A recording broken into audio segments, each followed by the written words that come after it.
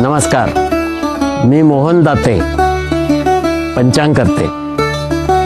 ब्रह्मदेवाने सृष्टीला चालना दिलेला दिवस म्हणजे चैत्र शुद्ध प्रतिपदा, यालाच आपण गुढीपाडवा असे संबोधतो.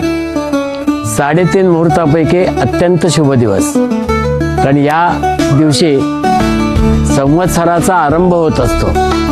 नवीन वर्ष आपले सुरू होत असते आणि त्यामुळे या दिवसाला विशेष महत्त्व आहे. 60 संवत्सर आहेत आपल्याकडे.